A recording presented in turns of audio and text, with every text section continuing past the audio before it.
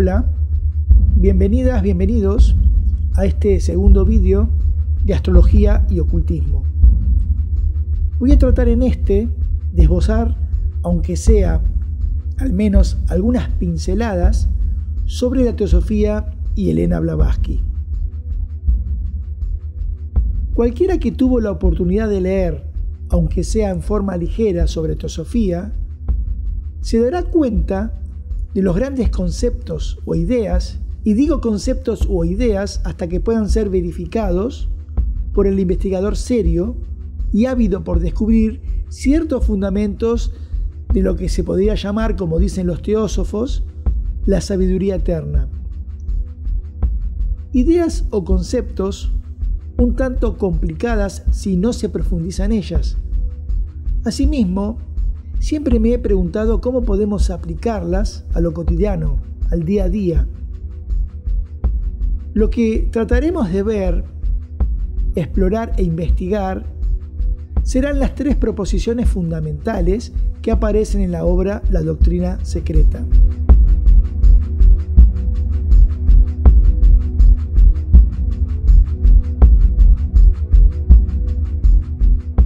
Pero primero, continuando con este vídeo anterior, será necesario comentar sobre algunas de las fuentes que son la base de esta obra.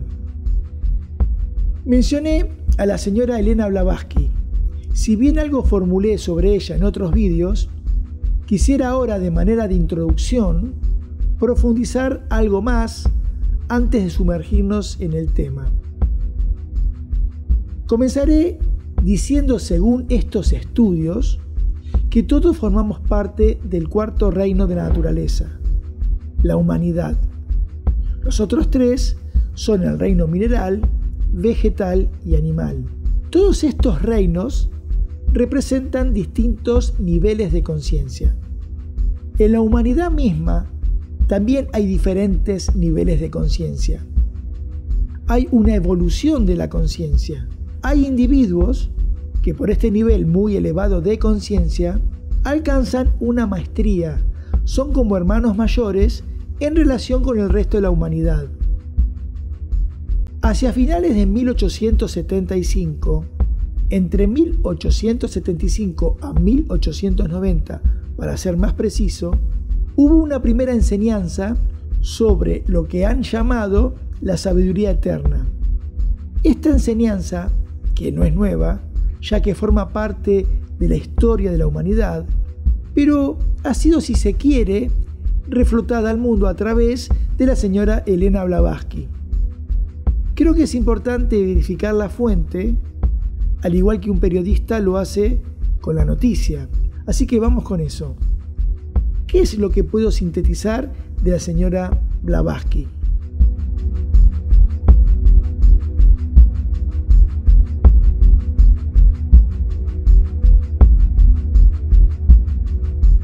Elena Petrovna Hahn, también conocida como Madame Blavatsky, junto con Henry Olcott y William Shute, en conjunto con otras personas, fue la fundadora de la Sociedad Teosófica y es una de las figuras más importantes del esoterismo mundial.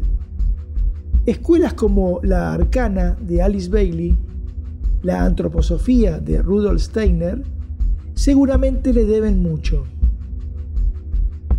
El que se dedica a estos temas sabe que la señora Blavatsky escribió una gran cantidad de obras, que mayormente se las define como obras de ocultismo, mal llamadas de ocultismo, siendo las más conocidas Isis sin velo, que es como si fuese su primera gran obra para el público, como La Doctrina Secreta, La Clave de la Teosofía, La Voz del Silencio, entre otras tantas.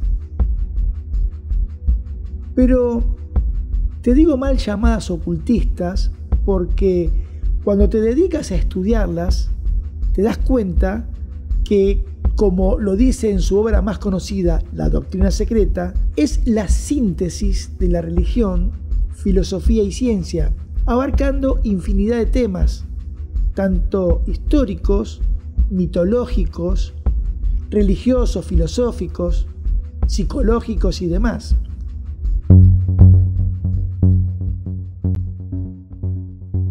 Comenzaré diciendo que nació en 1831 en Rusia.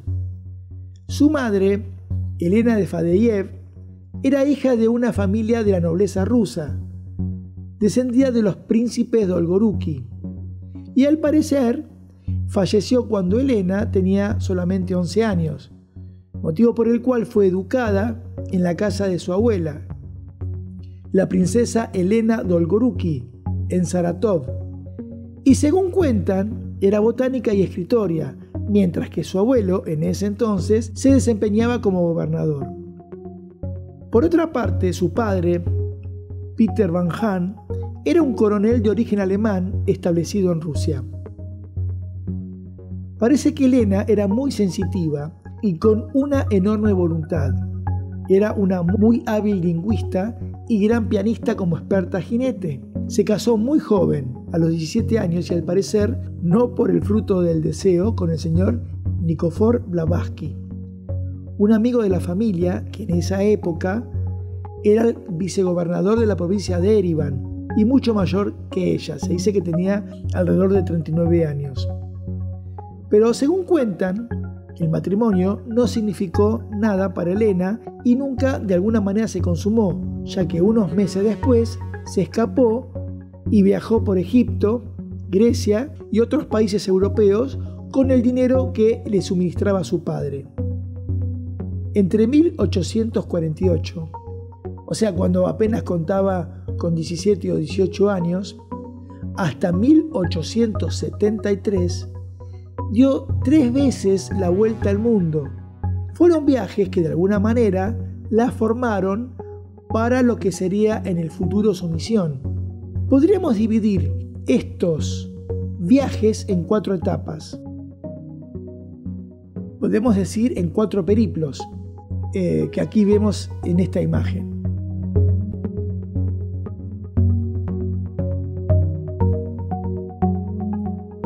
Pero pensemos y reflexionemos sobre esto. Ubiquémonos en ese tiempo, en el mundo de ese entonces, donde viajar no era como es ahora, en aviones o en tren bala. Los medios de transportes, comparados con los de hoy, eran muy complicados. Los barcos no eran como los de la actualidad, ni tampoco los trenes. Y más aún, el automóvil no existía. El caballo y la carreta era lo que se utilizaba en ese momento. Imaginemos también a una joven, a una mujer viajando sola en ese momento de la historia. Podemos decir que estos viajes los podemos considerar como iniciáticos. No eran viajes de turismo, no eran viajes comerciales, ni tampoco de entretenimiento. Viajes que indudablemente la habrán transformado desde lo interno. Viajes que podremos decir hoy trabajaron como un proceso alquímico. Hay varias citas en la doctrina secreta que habla sobre escuelas esotéricas que se encuentran más allá de los Himalayas, o sea, en el Tíbet y en el desierto de Gobi, cuyas ramificaciones de estas fraternidades iniciáticas pueden encontrarse también en China, en Japón e India, como en el Tíbet y también en Siria, al igual que en América del Sur. Lugares que hay que viajar por el planeta para acceder a ese conocimiento velado y reservado para esas fraternidades iniciáticas. Viajes que realizó Blavatsky para formarse y poder cumplir por lo que parece ser le encomendó su maestro. Pero desde antes de su primer periplo de viajes, Elena, según ciertos biógrafos, ya viajaba con su padre de un campamento militar a otro y viviendo en distintos lugares e inmediaciones de Rusia, como por ejemplo Ucrania, San Petersburgo, Odessa, Saratov, entre otros. Según el libro Los viajes iniciáticos de Elena Blavatsky, de José Rubio Sánchez y Miguel Cuesta Puertes, establece que, por ejemplo, sobre 1845 exploró los montes Urales, estuvo en Siberia como en la frontera con Mongolia incursionando en el monte Ararat. No se tiene mucha información sobre estas vivencias de Madame Blavatsky sobre estos territorios, pero ciertamente son lugares de ciertos misterios. Por ejemplo, en el monte Ararat se dice que quedó anclada el arca de Noé. De todos modos, existe una tradición chamánica en ese sector del norte de Rusia que la llevó en el futuro a interesarse sobre otras culturas con esas mismas semejanzas en diferentes regiones del planeta. Según Boris de Sirkov, expresa que durante estos años en el Cáucaso, Elena estuvo viajando y viviendo en diferentes lugares como Imeretia, Urilla, en los bosques vírgenes de Abasia y a lo largo de la costa del Mar Negro. Y al parecer que estudió con nativos kudiani o magos, que prácticamente después en el futuro se inspiró y volvió a vivir ese estilo de vivencias y experiencias de esos primeros tiempos.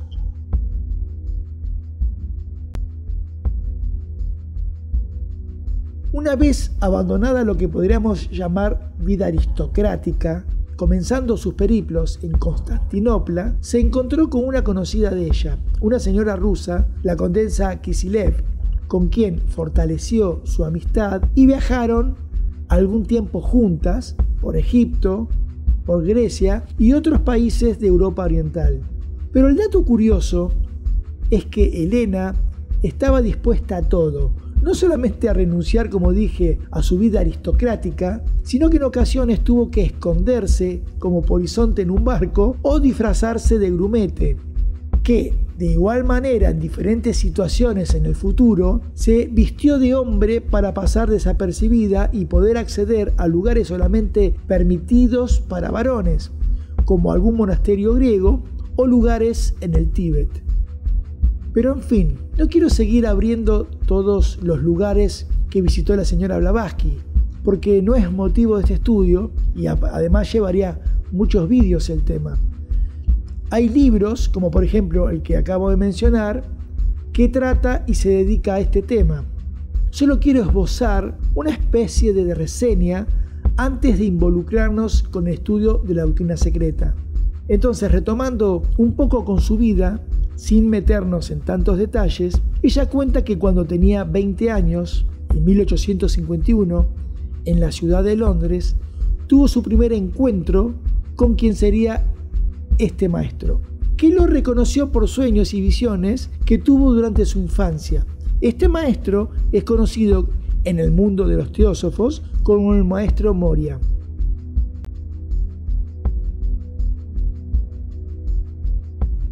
Se cuenta también que en 1868, volviendo de uno de sus viajes a la India vía el Tíbet, se encontró con el maestro Kutumi, hospedándose en su residencia.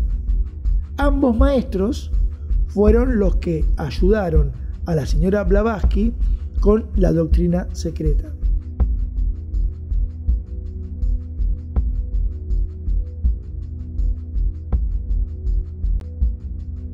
Quizá también otros motivos de sus viajes fue, como se cuenta en la tradición esotérica, tanto el ser humano como en nuestro planeta hay ciertos centros que se conocen como chakras, y la presencia de Elena en esos lugares era importante para su formación. Parece ser que en estos lugares especiales residen ciertos maestros y según ciertas notas de su biografía, se contactó con algunos que hoy desconocemos sus nombres y con otros que pasaron a ser más conocidos en estos estudios, como en Egipto Paulos Metamón o en Grecia Hilarión. Luego de muchos viajes por varios países, recibió la indicación de viajar a Nueva York en 1873. Pero antes de continuar, a modo de reseña breve, quisiera decir, por ejemplo, que según Mario Rosso de Luna, que es un teósofo español, astrónomo y escritor, que vivió entre 1820 a 1931, presenta un sumario que, reformulando el expuesto por Annie Besant, dice lo siguiente.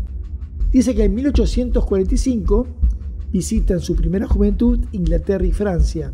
En 1848 a 1851 visita Egipto, Grecia y Asia Menor. En esa época intentó entrar al Tíbet, pero no pudo acceder.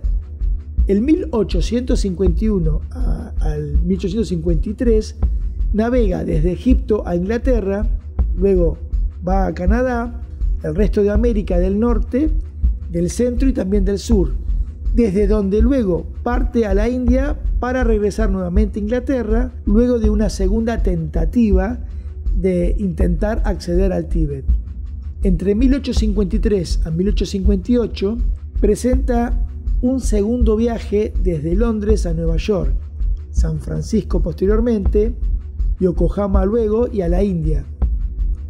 Hay aquí una tercera tentativa, según este autor, de ingresar al Tíbet y finalmente regresa a Europa a través del Cabo de Buena Esperanza. Y entre 1858 a 1867 viaja por Europa Oriental y Asia Occidental, visita el Tíbet y se habla que de una iniciación ocultista.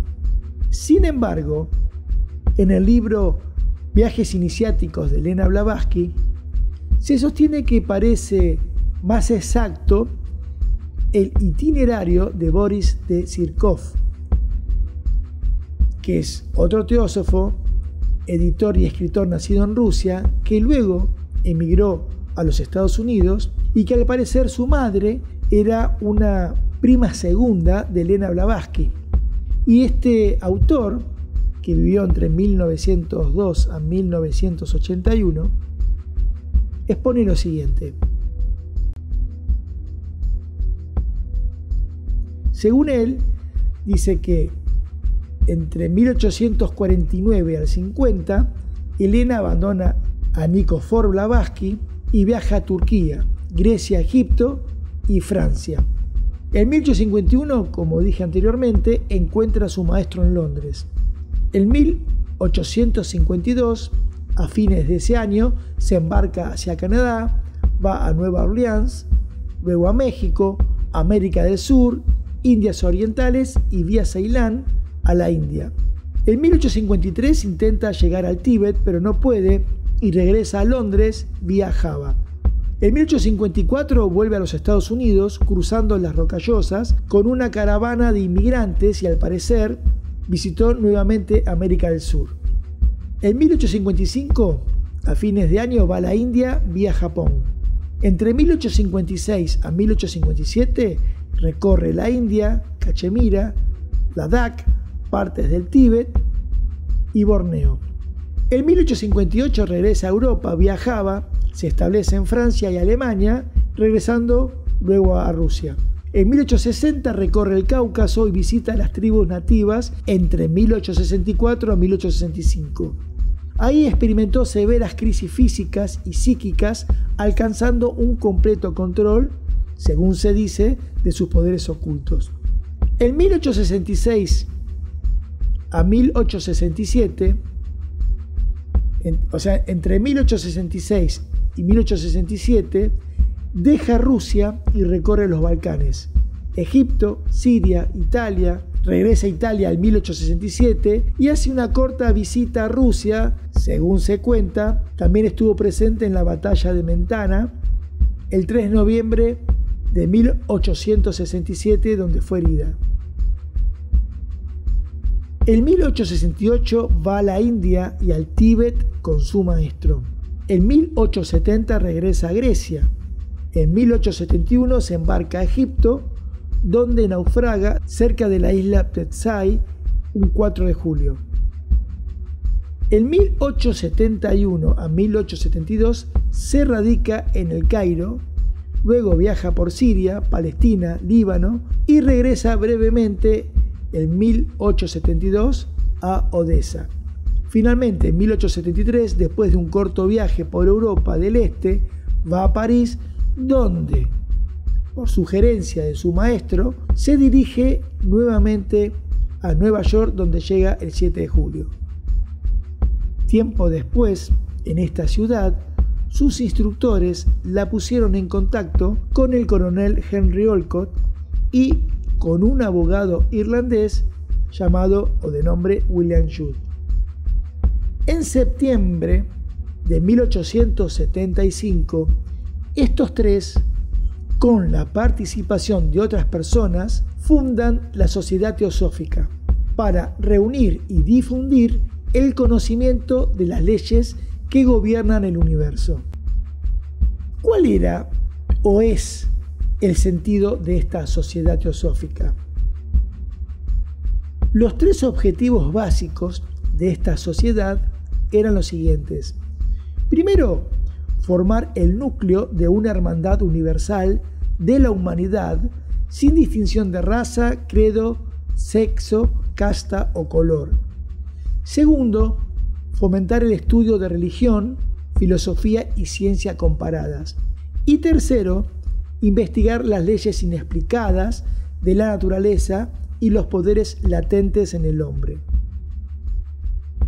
Para encaminar este movimiento de la teosofía, término que significa sabiduría divina y palabra que en realidad fue tomada por los neoplatónicos del tercer siglo a.C., te decía que para encaminar este nuevo movimiento, Blavatsky comenzó con su primera gran obra, Isis sin velo, que son una serie de libros que tratan de la historia y el desarrollo de las ciencias ocultas, que fue publicado en 1877. Y para esa misma época, en 1878, por instrucciones de su maestro, junto con otros de los fundadores de la Sociedad Teosófica, el señor Henry Olcott, visitan a un tal Sinnett, que en alguna ocasión fue funcionario de la India. A su debido tiempo, Blavatsky lo puso en contacto con los maestros, con estos dos maestros que estaban apadrinando este movimiento teosófico.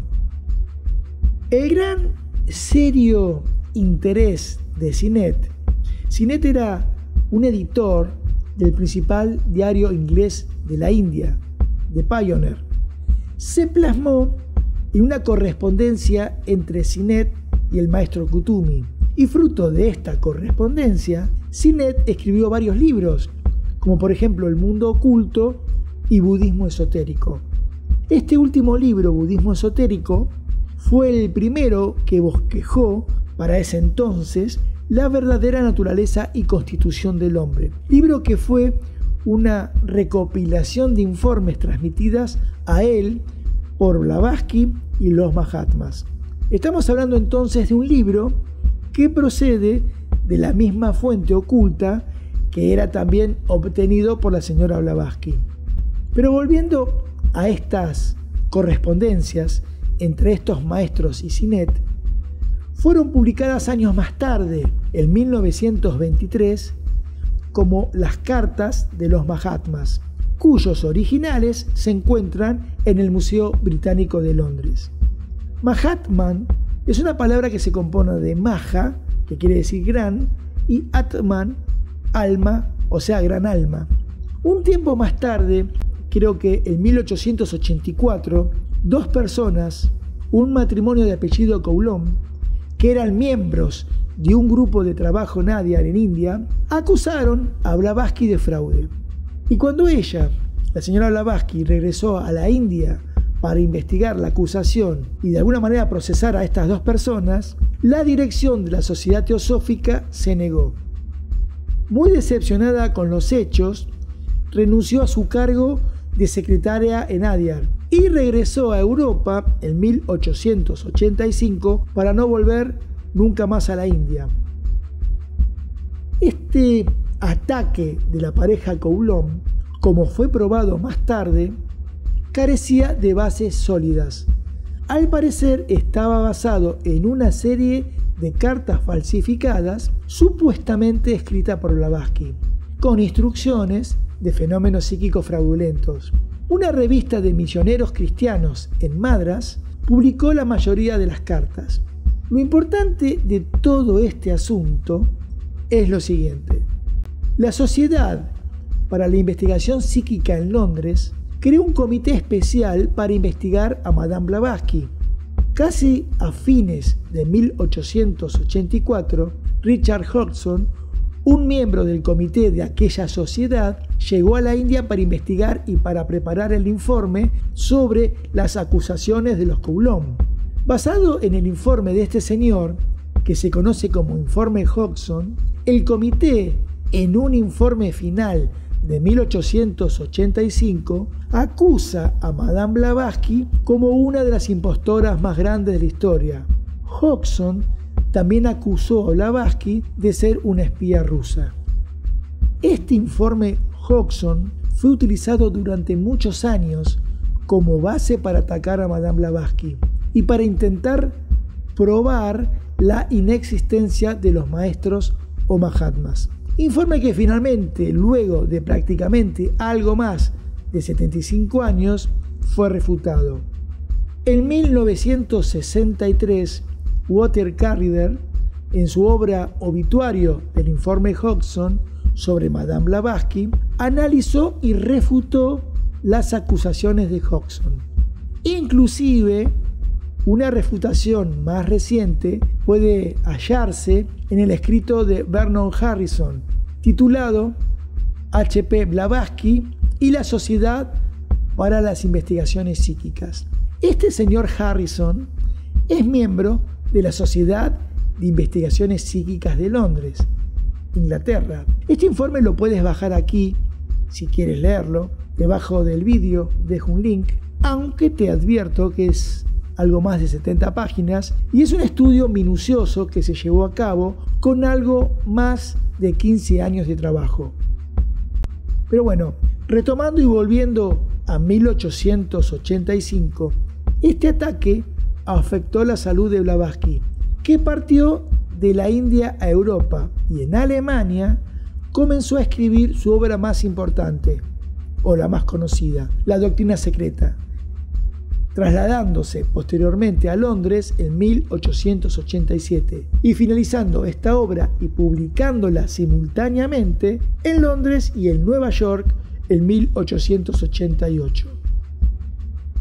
Quiero hacer una reseña importante porque investigando cómo fue escrita la obra y quién era la señora Blavatsky, esto me llamó notablemente la atención, más allá obviamente de la obra en sí misma, que continuó actualmente estudiando. Parece ser que, según cuentan los testigos de la época, que Blavatsky trabajaba incansablemente en sus proyectos, con una salud bastante comprometida. La Doctrina Secreta incluye alrededor de 2000 citas, con una exactitud asombrosa de páginas y autores, relacionando los libros que no podría podido leer, por lo menos en forma directa, y lo mismo con Isis sin velo, con más de 1300 páginas. Un crítico británico, un tal Coleman, expresa que para escribir Isis sin velo, Blavatsky hubiese necesitado haber estudiado 1400 libros, lo cual sería imposible porque se la pasaba viajando.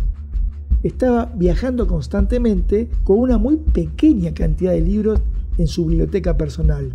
Y por otra parte, si ella hubiese leído todos los libros, los cuales una gran cantidad se encontraban solamente disponibles en algunos museos y bibliotecas muy distantes, y los citaba en forma literal en sus libros, le habría llevado más de una vida para poder concluir la lectura de todos estos.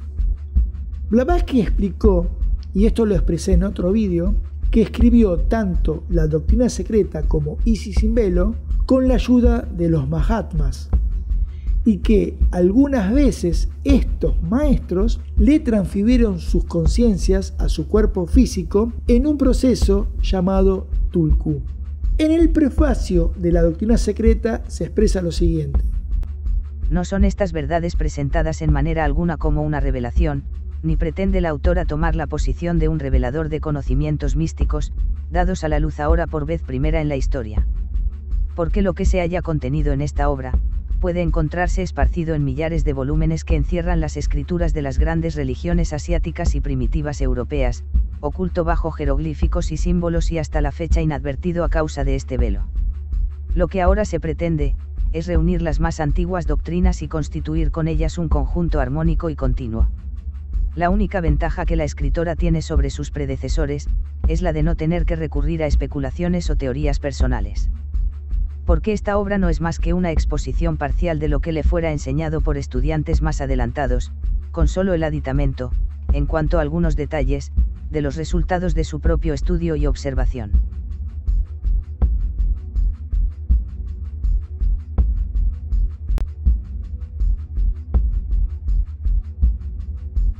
Quiero finalmente, antes de pasar al próximo vídeo, describir rápidamente qué significa el símbolo o emblema de la Sociedad Teosófica. Te digo esto porque mientras desarrollaba este vídeo, es una animación, no es una cosa, no es un lugar físico real, es una animación que hice. En esta animación le mostré los renders a unos amigos. Los renders fueron las imágenes preliminares de la animación que has visto. Te comentaba que les mandé los dibujos vía WhatsApp a unos amigos y cuando vieron la esvástica dio que hablar. Entonces les tuve que explicar lo simbólico, motivo por el cual sentí que la explicación aclaró ciertas dudas. Por eso voy a explicar lo mismo ahora. Este emblema que estás viendo se compone de varios símbolos, los cuales se han utilizado en la antigüedad para expresar distintos conceptos, tanto filosóficos como espirituales. Cada símbolo, si lo analizamos separadamente, nos ayuda a entender el emblema. Al igual que en astrología, los símbolos son una representación arquetípica. Por ejemplo, en astrología la luna representa nuestras emociones, como también la madre, el hogar, lo femenino, el arquetipo del ánima, etcétera, etcétera. Del mismo modo, la interpretación aquí sugiere que deberíamos tomarlas como indicativas de verdades que se intentan transmitir en forma simbólica. Y el mismo símbolo, como sabemos a través de las charlas, es algo que no se agota. Si comenzamos desde el centro, ese símbolo que se parece a Venus en astrología, esa T con un círculo encima, en el centro de los dos triángulos enlazados, se conoce como el Ankh o la cruz ansata. O sea, es un círculo sobrepuesto a la cruz Tau. El Ankh es un símbolo egipcio muy antiguo, símbolo que representa la resurrección del espíritu que escapa de la prisión de la materia, o dicho de otra manera, el triunfo de la vida sobre la muerte. Este concepto de resurrección está en todas las grandes religiones. Pero por otra parte, los triángulos enlazados, también conocidos por la religión hebrea como la estrella de David o el sello de Salomón, rodeados, como vemos, por una serpiente, estaría insinuando el universo creado, donde la creación está limitada en el tiempo y el espacio. Los triángulos, si los analizamos por separado, estarían indicando las tres facetas de la creación, conocida como la Trinidad en muchas religiones. Por ejemplo, en el cristianismo se habla de Dios Padre, Hijo y Espíritu Santo, o en el hinduismo como Shiva, Vishnu, Brahma, o como los escandinavos Odín, Thor y Freya. El triángulo oscuro, el que tiene el vértice hacia abajo y el más claro hacia arriba, simbolizan el descenso de la vida en la materia y el ascenso al salir de ella y entrar en el espíritu. La serpiente, además de rodear los triángulos, como acabo de mencionar, siempre ha sido un símbolo de la sabiduría de la antigüedad. Y en este caso, que se traga la cola, Uroboros, simboliza el círculo del universo, el eterno ciclo o proceso cíclico, como veremos más adelante de la manifestación. Llegamos ahora a la esvástica, que desgraciadamente en el inconsciente colectivo está ahora emparentada a lo que fue el nazismo en la Segunda Guerra Mundial, pero que en realidad nada tiene que ver con los nazis. Esta cruz es una cruz de fuego que da vueltas en el sentido de las agujas del reloj, para representar las poderosas energías de la naturaleza a través de las cuales se desarrolla el proceso evolutivo.